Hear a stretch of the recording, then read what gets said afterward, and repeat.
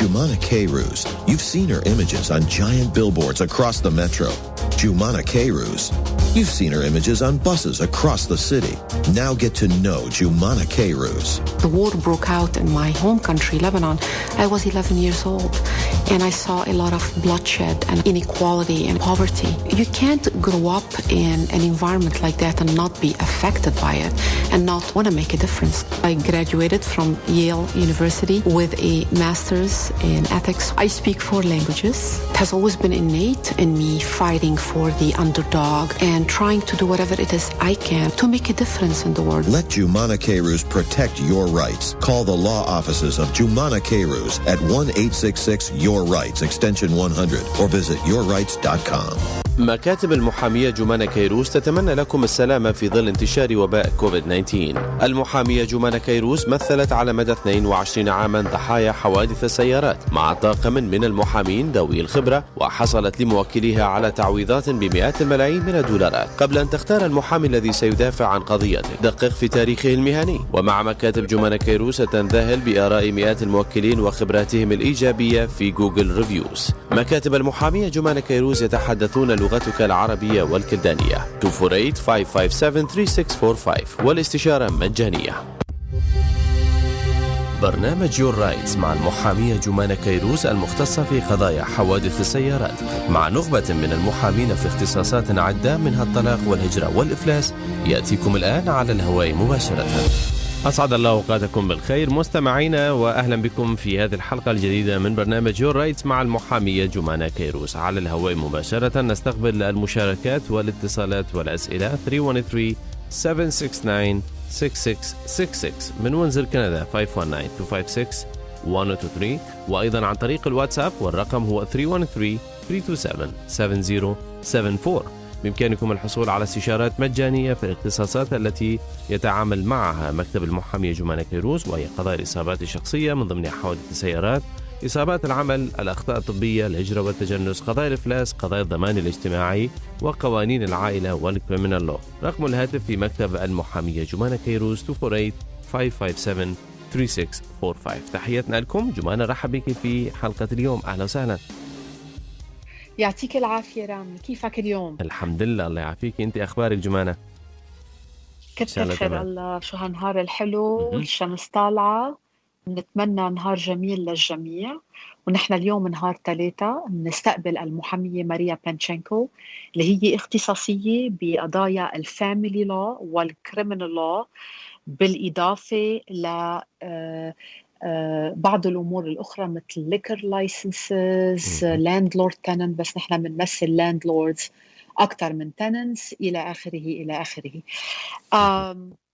بدنا نحكي اليوم شوي عن شوية family law وشوية criminal law، وأي شخص بيحب يتصل فينا أو يبعث لنا سؤال إن كان كتابيا أو نصيا.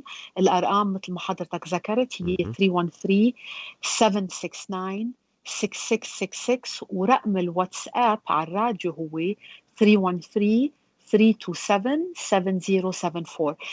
برحب بالمحامية ماريا بانشينكو. ماريا, good afternoon. Afternoon, Joumana. Good afternoon, Rami. Hi, Maria. Maria, I know we talked about, we had said that we are going to talk about bonds in a criminal setting, or bail bonds first, but I kind of changed my mind a little bit. If that's okay, I want to talk about 2 things having to do with family law and then move on to criminal law. So I want to talk about when you are sadly going through a divorce and you don't know where your the other person is.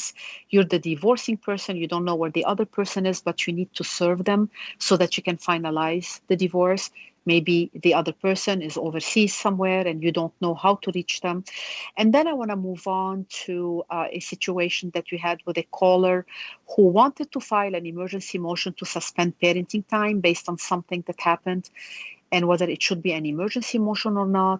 Then I'm going to move to the importance of filing a police report when you are the victim of a crime, and how you have to timely file a police report, because delay in reporting, will work against you and will give the other side an opportunity to attack your reliability, your veracity, and whether the crime really did happen. And finally, I want to end, and we will take calls or questions, of course. I want to end with the subject of bail bonds. When someone is accused of a crime and they have to post a bond, how they can go about getting that money. It can be hundreds of thousands of dollars. It can be tens of thousands of dollars. What typically do you come up with? Can you seek help to help you post the rest of your bond? What happens? This whole thing. But let me begin first. So there I laid out the 4 things that we want to discuss today. And these 4 ideas have come to us from a number of calls that came to us this week. 4 of these subjects we thought is worth discussing over the radio because we would benefit from learning about them. So the first thing is quite often we get calls from people in the Middle Eastern community where one of the parties to a divorce, the divorcing person, whether it's the wife or the husband, is trying to serve the other person, but does not know the whereabouts of the other person. But wants and deserves to get a divorce, but can't wait to find out what the other person is. Quite often the other person has left the country and the divorcing spouse does not know where to find this person. We know under the law and what's under our constitutional rights here in the United States and under the Constitution that there is something that we call due process, meaning that if you sue someone, they have the right to know that they are being sued. They have to know what the charges against them are. And it's also been read to include that they have to have an opportunity to seek legal counsel to defend themselves and protect their legal rights. So when you sue someone, but you don't know where they are, and that is the case whether it is a civil action, whether it's a car accident, whether it's a divorce action, and so forth. So when you're trying to sue someone and you don't know where they are, you don't know how to serve them, how will that other person know that they are being sued? How will they know what the substance of the lawsuit states? And how will they know if they can mount defenses? Did I properly frame this? Yes, this is a common question that we get all the time.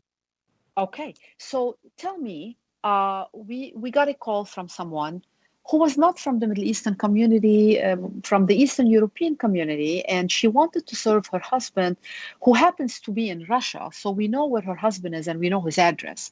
How do we go about serving him if he is in Russia? And then moving on, how do we know about serving somebody? We know where he lives or she lives in Lebanon or in Jordan or in Palestine and so forth. And how do we go about serving someone who we know is in a certain country, but don't know the exact address, or we don't know in which country she or he is?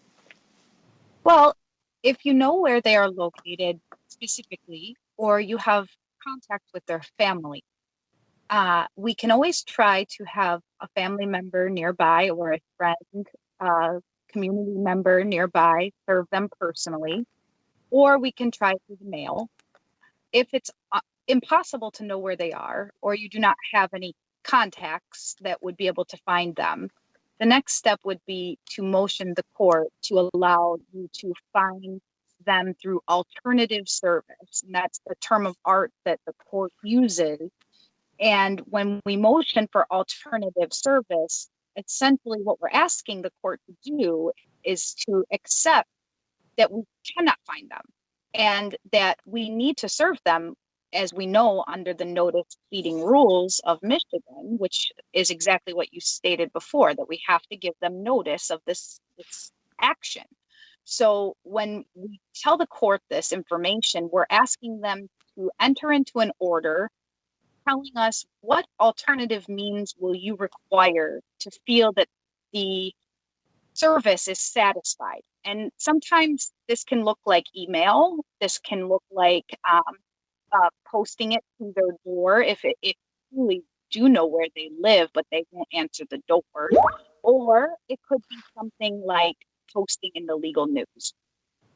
Okay, so let's break this down. If you know where someone lives and this person is out of the country, such as the caller who knows her spouse is in Russia somewhere, do you send them the legal documents by regular mail or certified mail or to the embassy there? How do you go about doing that? I'm talking practically speaking. Well, if we're in a place that will accept the certified mailing through the post, then that's what the first step would be. If we're in a place that would not do certified mailing, then what we would do is try UPS or FedEx with a signature required. We could also try doing something through the embassy, or even possibly if we can't get through any of those means, we could try to locate an in-country process server. Okay, let's say the person is located in Lebanon and you know the address in Lebanon. How do you go about serving them divorce papers in Lebanon? We would go ahead and attempt to do those same steps. Okay. We would start with the certified mailing. If we cannot get it done through certified mailing, we would go then on to UPS or FedEx with a signature required for them to accept the documents. Or So again, the key, find an in-person, or I'm sorry, excuse me, an in-country process server. the key is to make sure that you have a signature confirming that the other party did receive the papers, because I can see how there can be potential abuses and claims later, oh, I never received the papers. Absolutely. The signature would be required due to the fact that, especially being overseas, there's no way to verify that it wasn't another person who was living in the home that just accepted it and didn't know what it was.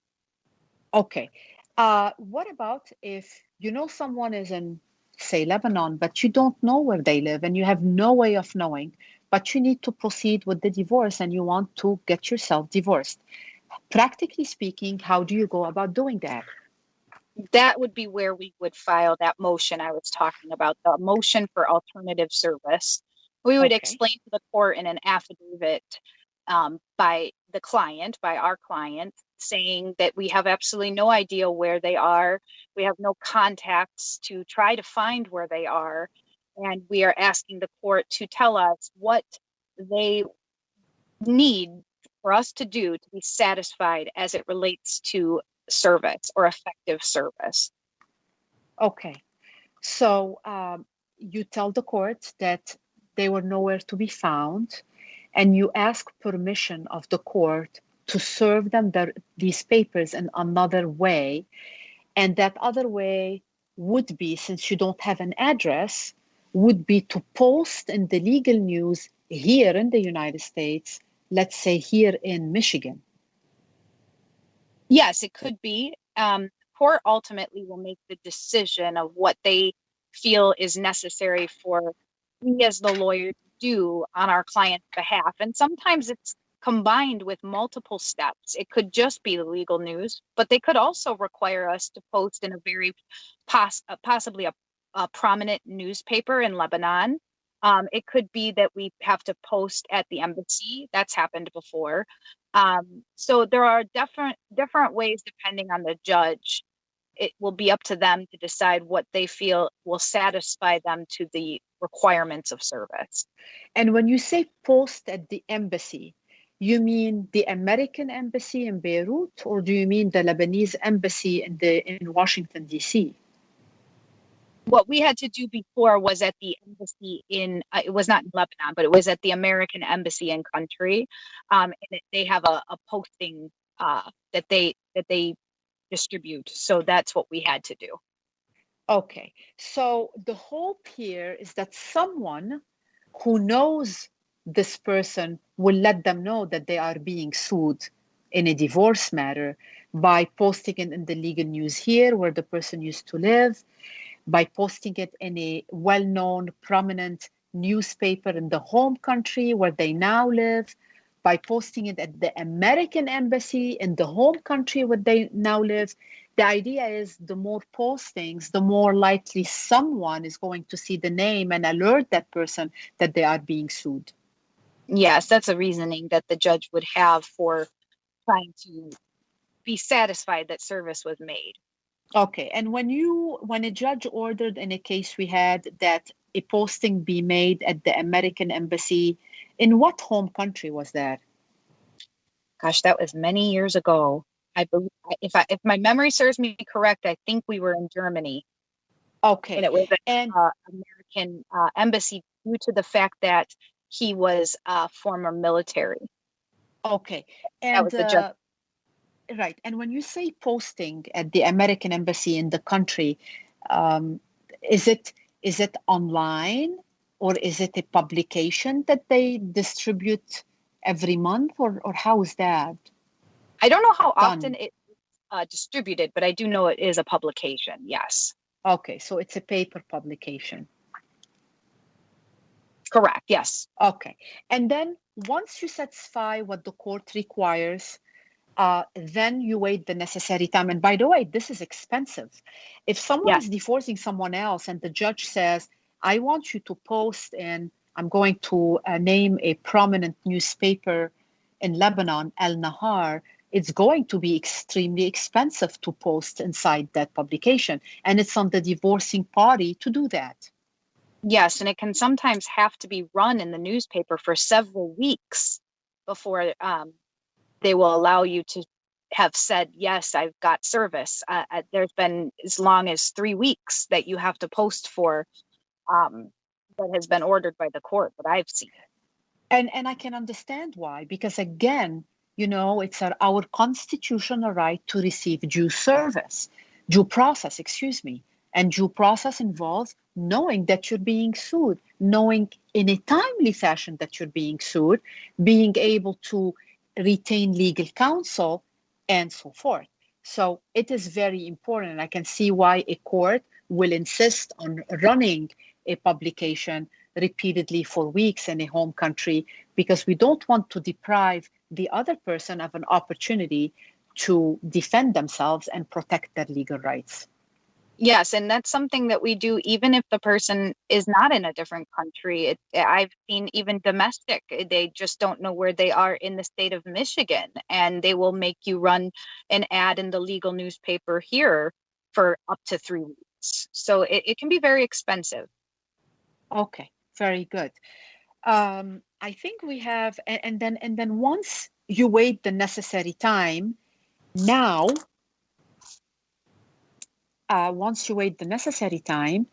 you can proceed with your divorce.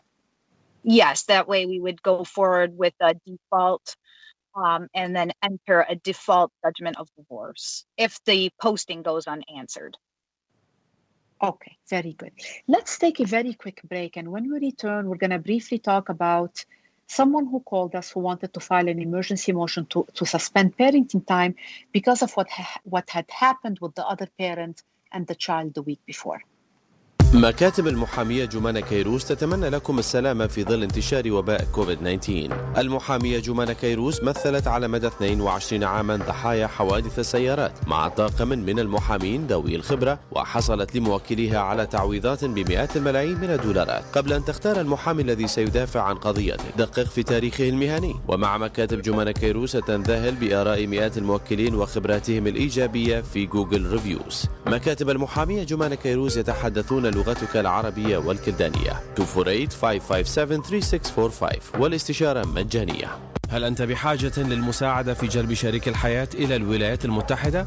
بالرغم من أن إجراءات الهجرة على أساس الزواج معقدة للغاية، إلا أن محامي الهجرة من مكاتب المحامية جومانا كيروز تمكنوا بنجاح كبير مساعدة آلاف الأشخاص للهجرة إلى أمريكا، لأن لديهم الخبرة الطويلة في مساعدة الأشخاص على الحصول على الجرين كارد على أساس الزواج أو فيز الخطوبة بشكل سريع ومريح بقدر المستطاع. اتصل الآن بمكاتب المحامية جومانا كيروز 1866 Your Rights 248-557-3645. Your Rights مع المحامية جومانا كيروز. عودة إلى برنامج Your Rights مع المحامية جومانا كيروز. أرقام الهواتف في الاستوديو 313-769-6666 وعلى الواتساب بإمكانكم التواصل والمشاركة في البرنامج برسائل صوتية أو نصية على الرقم 313-327-7074. جومانا نرجع لك. Thank you very much رامي. وبنرجع مع المحامية ماريا بانشينكو اللي نحن معها لمدة ساعة، يعني بعد عنا 35 دقيقة. أي شخص بحب يسألنا سؤال، ويمكن أحسن طريقة للأسئلة اللي بتخص فاميلي لا وكريمنال لا هي عبر الراديو واتساب. الرقم هو 313-327-7074. كمان مرة 313-327-7074. واللي بحب يتصل فينا 313-769-6666. 866. حكينا عن أول نقطة عن الأشخاص اللي بدهم يقوموا بمهمة الطلاق، بس الطرف الآخر مش معروف، مثل ما بيقولوا بالعربي المشبرح وين أراضيه، ما بنعرف وينه، يمكن قصد ما بنعرف وينه، ما بنعرف إذا موجود بالولايات المتحدة، ما بنعرف إذا موجود بالولاية، ما بنعرف إذا موجود بالشرق الأوسط أو بأي بلد آخر، بس الشخص الثاني المقابله مصر على تقديم الطلاق. قلنا انه اذا كان في ادرس مثل السيده اللي حكيتنا زوجها برشا، رح نبعث له رساله مصدقه، من الضروري جدا انه يكون في امضاء من قبله لحتى ما يجي بعدين يقول انه هو ما وصل له الاوراق.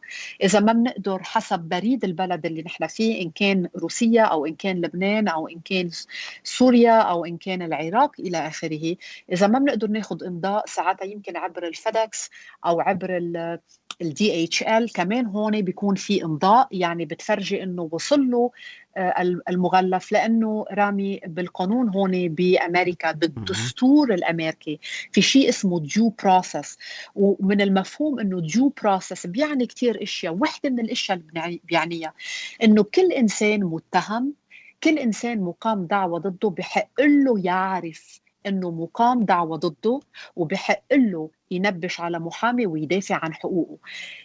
إذا الإنسان مقام دعوى ضده بحق له يعرف، يعني لازم يوصل له المستندات. يوصل له المستندات بده يحصل عليهم باليد. السؤال اللي بيطرح نفسه، طيب وهؤلاء الأشخاص اللي مش عم بيصرحوا عن وجودهم، هل ما فينا نقدم دعوى ضدهم لأنه عندهم حق دستوري إنه يوصل لهم المستندات؟ هون ساعتها بننتقل لشغله ثانيه، بنروح قدام المحكمه وبنقول للمحكمه انه نحن ما بنعرف هدول الاشخاص وين موجودين، وبنطلب من المحكمه طلب لشيء اسمه alternate or alternative service. يعني بدل ما نعطيهم الاوراق باليد لانه نحن ما بنعرف وين هن او ما بدهم ايانا نعرف وين هن، ساعتها القاضي بيأمر انه نبلغهم غيابيا. كيف بتتبلغ غيابيا؟ بتقول المحاميه ماريا بانشينكو عده طرق. اوقات وحده منهم بتكون in the legal newspapers بالولايه اللي نحن موجودين فيها، يعني بنحط علم وخبر انه فلان قايم دعوه ضد فليتين.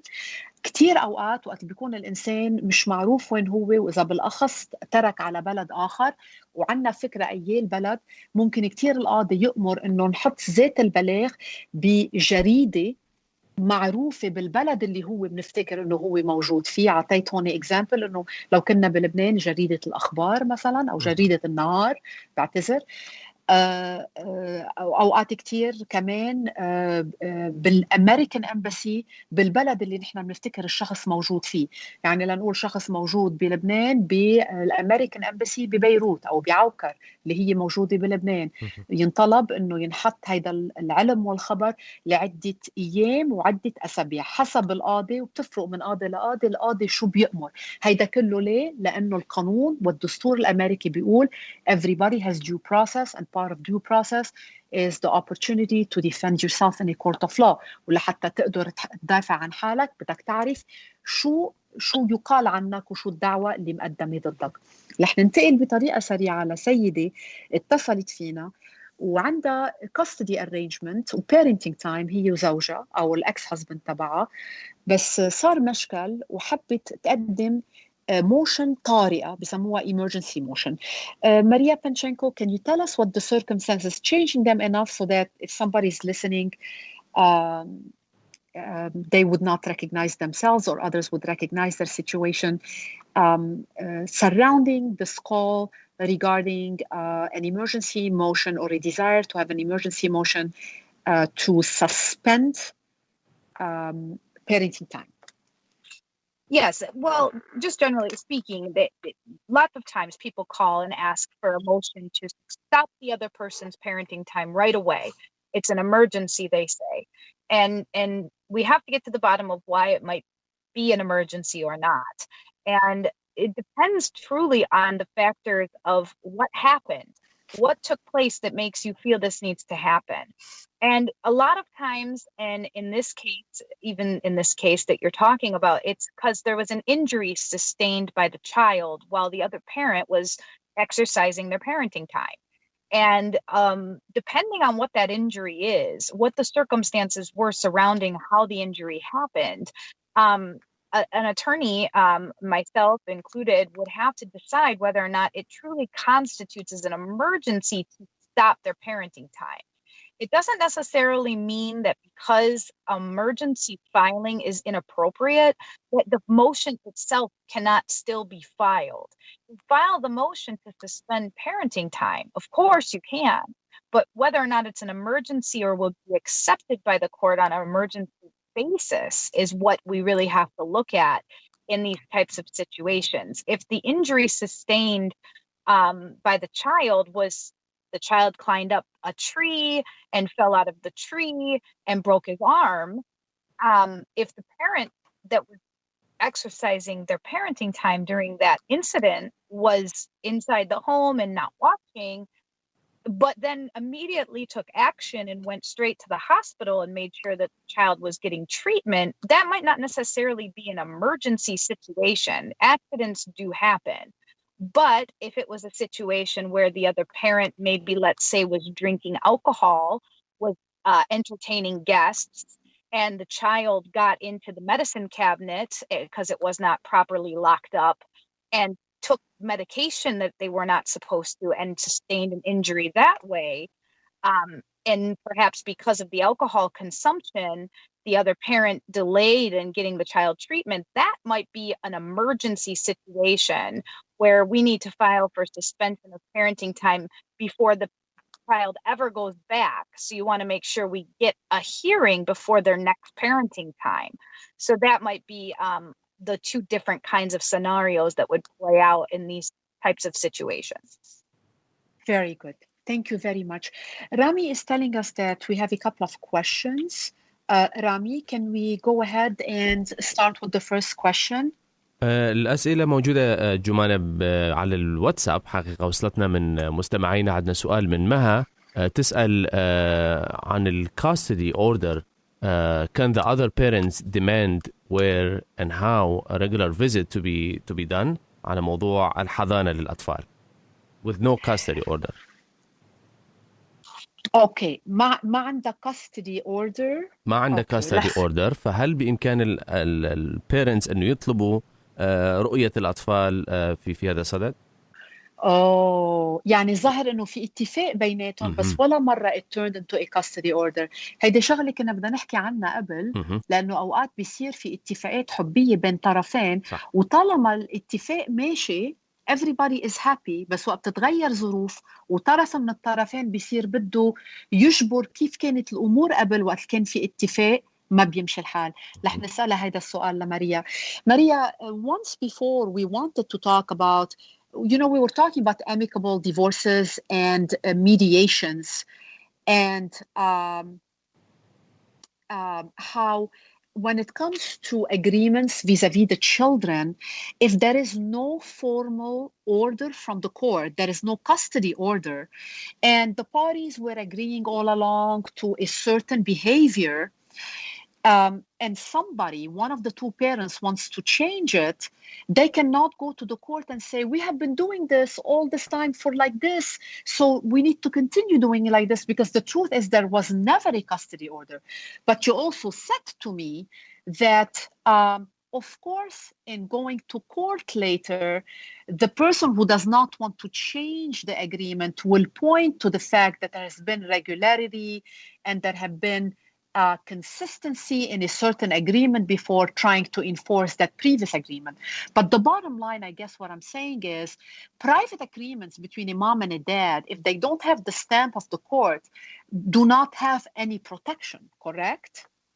That's correct. They can't be enforced by anyone except for the parties. And if the one party disagrees at any given point to continue what they had been doing, there's no one that can force the other parent. So there's nothing that can be done, but the door goes both ways. So if at some point you do give the child back to the other parent for a different time, they have the same right as you to deny to give the child back on whatever day you ask for. So without a custody order, this can get a little messy if the parties aren't agreeing. Okay, so a mom and a dad can work so well together without a custody order and for months, everything has been working well as to what to do with the children. And then circumstances change, and maybe mom wants them more, or maybe dad wants them more. The person who wants to keep that status quo cannot rely on it just because it has happened and it has worked, because it does not have the official seal of the court. Yes, you can go to court and explain to the judge, Your Honor, it has worked so well before, why the change now? The judge will take this into consideration, because it's really at the end of the day about the best interest of the children. Right. But without having the official, and I apologize if you see me flipping, I want to go back to some notes we have taken before when we were talking about amicable, what did you call them? Amicable divorces? Amicable, yeah, go ahead. Resolutions, divorces, mediations, even in custody disputes, you can do a mediation. Right. And the mediation can be, between two people and a lawyer, and they can write down an agreement. But if it's done outside of the court, if it doesn't have the seal of the court, it is not enforceable. That's right. You can change your mind at any time. It would be used, like you said, as a way to argue to the court if you eventually get there, that this is what you've been doing and that you should continue it because it falls in the best interest factor of stability and permanence for the child. But it doesn't mean that automatically that argument wins. It's not a court order and no one is going to enforce it. Right. And to answer your question, Maha, one final time, your question is, with no custody order, can the other parent demand where and how a regular visit to be done? No. You have to go to court. And if there is no action, you have to open an action. So you have to go to court and you have to lay the groundwork and you have to talk to the friend of the court. And how it was before can come to bear. But at the end of the day, you have to convince one person and one person only, which is the friend of the court and the judge, who will listen to the friend of the court and the friend of the court's recommendation and turn that agreement into a legal document requiring the seal of the court. Correct, Maria? Yes, absolutely. Yes, you said it perfectly. Okay. And now moving to criminal, before we talk about the importance of filing a police report in a very timely manner, because as you're sitting thinking, should I, shouldn't I, the other side will use this as a triable issue later to attack the veracity of the alleged crime. So you have to be careful and act quickly. Before we talk about that, Salwa is asking, how might an unarmed robbery felony conviction affect a parenting time case? So Attorney Maria Panchenko, assume that there is an unarmed robbery felony conviction against a parent, mom or dad. How will that affect that person who has a conviction as far as getting parenting time? Well, it all will depend on when the conviction was, when you were formally convicted. So if you're convicted after you've already had the child and after you already have a parenting time order, it is possible that the other parent can bring a motion for change of circumstances to change your parenting time. And it's going to go to the best interest factor of morality and stability and the safety of the child. If it's going all the way to the front of the court, it's definitely an argument that, if the child was not present with you when this took place and has no other ideas of it, or children were not involved in being victimized of the conviction of that crime, it's all going to be facts and circumstances surrounding if you already have a current order. If you have a conviction and then later go and have a child with someone, it's going to be very difficult for that person to bring up your past history when going through court if you were to break up and want to have parenting time, because the court's going to say to that person, well, you knew they had this conviction and you still had a child with them. So it's really dependent upon when in the process you receive the conviction to determine whether or not it's going to affect you. And it's also going to depend on how egregious the factual circumstances of that crime were when the court is deciding if it should affect your parenting time or not. Okay, I understand. Thank you very much. And Salwa, I hope we have answered your question. We have about 20 minutes remaining. And before we delve into another topic, if anyone has a question to send, the radio WhatsApp number is 313-327-7074. The questions we received are wonderful questions. 313-327-7074. And the number to call is 313-769-6666. Rami, can we take a quick break and then move on to the importance of filing a police report in a very timely manner if you believe or know that you have been the victim of a crime? هل أنت بحاجة للمساعدة في جلب شريك الحياة إلى الولايات المتحدة؟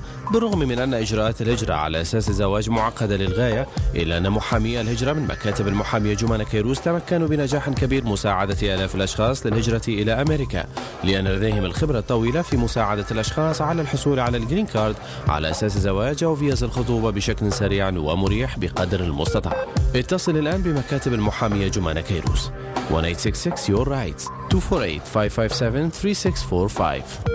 مكاتب المحامية جومانا كيروز تتمنى لكم السلامة في ظل انتشار وباء كوفيد-19.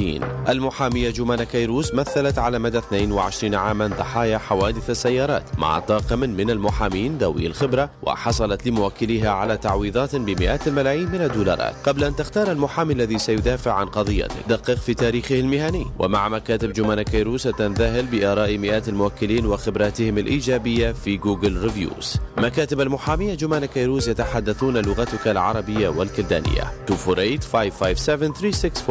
والاستشارة مجانية. Your Rights مع المحامية جومانا كيروز. عودة إلى برنامج Your Rights مع المحامية جومانا كيروز. أرقام الهواتف في الاستوديو 313-769-6666 وعلى الواتساب 313-327-7074. جومانا نرجع لك. شكرا رامي. بنرجع مع المحامية ماريا بانشينكو. بدنا نحكي عن أهمية للإنسان اللي بيعتبر أنه هو ضحية جنحة أو جناية. في كتير أوقات الشخص اللي هو ضحية بيتردد لأسباب عديدة، يا أنه ما بده يأذي التاني، يا أنه بده يغفر للتاني، يا لأنه بيعرف أنه متى ما قدم بوليس ريبورت there is no coming back from that، لأنه أول ما الواحد بيقدم بوليس ريبورت ما بتعود القصة بإيد الشخص اللي قدم البوليس ريبورت، بتصير بإيد المدينة أو بإيد الولاية اللي تقدم بقلب البوليس ريبورت، لأنه القانون بيقول أنه the victim هي الولاية، the victim هي المدينة، the victim هي مش الضحية اللي نحن بنفكر. يعني لو سمح الله إذا أنا كنت ضحية لجنحة وقدمت بوليس ريبورت بمدينة ساوثفيلد، الفيكتم هي مدينة ساوثفيلد، اللي بحق لها تقدم دعوة أو تلحي الأمر هي المدينة. فأوقات بيكون في تردد rightfully so من قبل أشخاص إنه يقدموا بوليس ريبورت لأسباب عديدة، واحدة منها لأنه بيدركوا the consequences اللي ممكن تطلع من تقديم البوليس ريبورت. تقديم البوليس ريبورت، الاتصال بالشرطة أصلاً يعني you're opening a can of worms مثل ما بيقولوا. هيدا من جهة، بس من جهة تانية في أشخاص يمكن بيتأخروا ليقدموا، يمكن لأنه عم بيترددوا، أو يمكن لأنه مش منتبهين، أو يمكن لأنه مفكرين أنه ما في مشكل، جماعة الجيل بعد شهر الجيل اللي بعده. وهون المشكلة اللي بتصير أنه الشخص اللي بيطول ليقدم بوليس ريبورت وهو ضحية جنحة أو جناية، هيدي ممكن تستعمل ضده. يعني إذا كانت المحامية ماريا بانشينكو عم بتمثل الشخص اللي ضده مقدم بوليس ريبورت، من أول الأشياء اللي بتطلع عليها أيمتى تتقدم البوليس ريبورت، وأيمتى الشخص بيدعي أنه صارت الجنحة أو الجناية. وكل ما طول الوقت بين نهار تقديم البوليس ريبورت ونهار اللي allegedly صارت الجنحة أو الجناية، كل ما عندها القدرة to attack the veracity of the alleged crime، كل ما عندها القدرة أنه تسلط، تحط علامة استفهام كتير كبيرة قدام الجوري انه هل عن جد هيدي الجنحة صارت، او هيدي الجناية صارت. مثلا بنشوفها اوقات للاسف بكريمينال سexual misconduct. رح اطلب منها تعطينا example. Maria, we were talking about those who have been the victim of a crime and want to file a police report. We were talking about the importance of not delaying reporting. And you brought to me an example when you were representing a defendant in a criminal sexual misconduct. Yes. Yes, it was a criminal sexual conduct case. Okay, tell us a little bit more about it. Okay, so essentially what took place in this case was that the alleged victim of the crime had waited 7 months before ever reporting to the police that she was attacked. Now, in some cases, this is typical of criminal sexual conduct victims, for fear for their life, or for fear of their reputation, or that's their different grieving process. But the fact is that when you delay in reporting something like this, the truth is that evidence is now destroyed. Of course, evidence of the crime actually happening is destroyed. It's been too long. Witnesses' memories fade over time. Their details get blurry and juggled. They can't remember every single detail. And sometimes their stories can get a little bit mixed up when they tell it time and time again, because they just don't remember. That's also a situation where in a criminal sexual conduct trial, you as the witness, you as the victim, will be called to testify. And when you're testifying, the criminal defense attorney is going to point out the fact that you delayed all these months for reporting what happened, and that the veracity of your statement, or the truth of your statement, might be inaccurate or not 100% correct in any way. So therefore, your veracity might be on trial. So it's better as a victim of any case to make sure that you report it right away. Absolutely, call the police, get your statement down in writing, get your statement down with the police officers so that they can start their investigation, making sure that all of the evidence is collected correctly and in timely fashion so that nothing is compromised. And that will eventually and ultimately get you to a point where your case is sound. So when it does, if it does, go to trial and they are able to capture the assailant, there is no chance and there's no room for error in the investigation of the police. It really puts a really difficult burden on the police department to be able to conduct a thorough investigation, an accurate investigation, without having the details of the crime as soon as possible so that they can preserve the evidence. Maria? Yes. Yes, thank you very much. I wasn't sure if you were done or not. So again, some people hesitate to file a police report because they understand all too well that it is opening what is it called? A Pandora's box. Yeah. Because once you file a police report, you're merely the victim, but you are not a party to anything. No. The party is the city where you filed the police report through the prosecutor, or the state where you filed the police report, but you're just merely the victim in there. Yes, you're just the complaining witness. You're a witness to the case, You're ultimately. Yeah, right. You're a witness. I mean, although you've been the victim of the crime, but they call you the complaining witness. Yes, you're considered the complaining witness or the victim of the crime in the case, and you're simply a witness. You're not that listed on the documents. The summons to court is the people of the state of Michigan or the people of the city of wherever versus the defendant. Your name is not on the pleading. And quite often, we'll say this in passing, quite often some people say, oh, I changed my mind. I'm not pursuing any charge. Well, let's be clear. You as the complaining witness or victim or whatever you want to call yourself, you're not pursuing any charges. The decision to pursue charges doesn't even belong to you. It belongs to the prosecutor in the city where you filed the police report. It belongs to the prosecutor in the county where you filed the police report. It does not belong to you. You will just aid in the evidence against the defendant.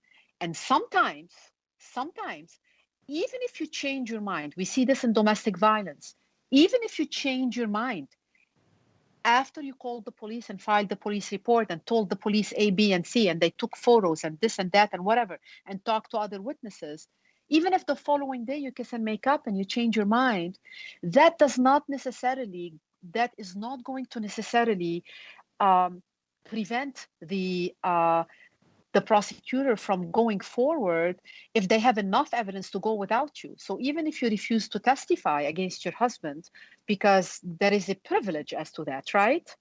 You can refuse to testify against your husband? There is, unless there are exceptions, though. And one of those exceptions is if you are a victim of your husband or your wife's crime, then you cannot claim your spousal privilege. But if you refuse to testify, and I know we've discussed this as well before, you can be considered a material witness, and there could be a bench warrant for your arrest if you fail to appear to a trial to testify. So it's very important to make sure that if you're filing a police report, that the statement is correct and true, because if you, like you said, Joumana, kiss and make up later, it's not up to you to just drop charges. Once the police report is filed, it is in the hands of the prosecutor. And if the prosecutor wants to make a lesson out of the defendant or wants to send a message loud and clear to the community, depending on what other evidence the prosecutor has, the prosecutor may choose to proceed without your testimony and without your help. Photos, testimony of others, other witnesses, and so forth and so on. There may be enough to go with the case. So we understand the hesitation of people in filing a police report on one hand, because again, once you do that, it's out of your hand and you've opened a Pandora's box. But on the other hand, beware that you do not get accused of, not being truthful with the alleged crime because of delay in reporting the alleged crime. Yes, and it truly is in everyone's best interest, the community at large as well, because if there's an assailant out there, that they want you to be able to report these things to the police right away so that they're able to stop this person. So if you give them the immediate report, they're able to collect the evidence they need. It could be tied to other crimes. It's very important. Right. Thank you so much, Maria. We have 10 minutes remaining. We want to talk about bail bonds, unless we get a question. The radio WhatsApp in 313-327-7074. The number to call at the radio station is 313-769-6666. When someone is accused of a crime, they have to appear in court for what's called a, help me here with the... arraignment. Arraignment, I'm so sorry. They have to be arraigned, and quite often they appear in front of a magistrate who will read them their rights, and to ensure that they will be returning to the next court date, will set what's called a bond. And the bond is set depending on the severity of the crime, depending on whether the person should even be allowed a bond because she or he may be an immediate threat to the community or an immediate threat of fleeing the country. And so sometimes bail bonds are not set, right? Like, for example, Jeffrey Epstein, I think there was no bond for him because the same for his alleged Madam Ghislaine Maxwell. There was no alleged bond because the prosecutors argued that she is a flight risk. Yes, and it can also be statutory. I had a case, murder trial, that they're allowed to issue no bond on a crime that severe. And the judge decided to elect to go with that ability of his to set no bond. Okay, so sometimes you don't set a bond because the crime is too severe or because the statute, meaning the law, prevents you from doing that. We just got a quick question. Let's stop bail bonds for a minute and answer Rita's question. She wants to know if her ex wants the kids for the weekend. How much time is considered reasonable time for her ex to let her know that he wants the kid for the weekend? I'm assuming, Rita, you have a parenting time arrangement in place with the court. You have a custody arrangement, and your ex is deviating from that arrangement. Because if there is an arrangement, you can make him, and again, Maria, is for you to answer, but I suppose she can make him stick to the arrangement. But it looks like she wants to help deviate from the custody arrangement. And how much reasonable time is enough for her ex to let her know that he wants the kid for the weekend? Yes. So if there is a specific order, then obviously if it's a situation of deviation, then I guess reasonable notice is what's reasonable to you. The court's going to say anywhere between 24 to 72 hours if it was to go to a motion. But if you're in a situation, and Joumana, this does happen a lot, where the order says that the other parent has reasonable rights of parenting time, and there are no specific details as to what that means, when, So where. maybe that's what Rita means by her question then. And it's possible, because that does come up a lot in those types of vague orders. And again, reasonable is what's reasonable to the parent with the custody. So you're going to be the one, Rita, that's going to decide what's reasonable. Now, the court, if it goes to a motion, is going to say 24 to 72 hours notice is reasonable. If you've created a pattern where you've allowed him to say, I'm coming in 15 minutes, and you've granted access multiple times and created a pattern, then the court is going to presume that you know best and that that's reasonable notice. If you create a pattern where you require 24 hours notice, or 72 hours or 48 hours, whatever you choose, then the court's going to most likely honor your past practices. If you don't have this come up a lot, then really what's best is for you to set the ground rules as much as you can with your ex and say, I require 48 hours or whatever you choose notice if you're coming this weekend. And if he does not continue to honor that request, then it might have to go before the court to get an order so that he is forced to give you a certain amount of notice. So, Rita, it's very important to all those listening who are at the very beginning of a custody arrangement. If the order from the court talks about reasonable notice, be careful what you start accepting, because you will be establishing a past practice. If you're letting your ex on a 1-hour notice or a 15-minute notice or same-day notice change the arrangement one way or the other, it will become increasingly hard for you later to say that's not reasonable notice when you accepted it in the past. Now, when courts have been faced with that question, Maria is saying that they look at advance notice anywhere between a day to 3 days to be notice reasonable enough to deviate from whatever agreement there has been. So again, I think for those parents who are understanding, they don't want to be caught in the accusation that you've allowed it before, you let it go last weekend and the weekend before. Why all of a sudden you are requiring 1, 2, or 3 days? So whereas you want to be, for the sake of your children, because it's really about the minor children, we want to be cooperative and understanding, and life happens and things change. You don't want to be cornered into being told that you've accepted this before on more than one occasion. Why are you becoming unreasonable now? Because the judge, you will have to answer to the judge too, who will say, you were okay several times before. Why all of a sudden are you becoming more difficult with this person? Yes, absolutely. And I think that especially in those orders that are very vague and say that, they don't have specific days of times that when they're supposed to have parenting time. It's just whatever's reasonable. So if there's no specific day or time that he's supposed to come, and over time you've allowed for a 24-hour notice to say, I'm going to take the children this weekend, but suddenly that's not enough notice. Perhaps the children's lives have changed. They have more activities now. It might need to go in front of a judge if you guys cannot agree to a reasonable amount of notice, so that the court can examine everything and make sure that the kids are getting time with their other parent, but also not disruptive to their extracurricular life. Understood.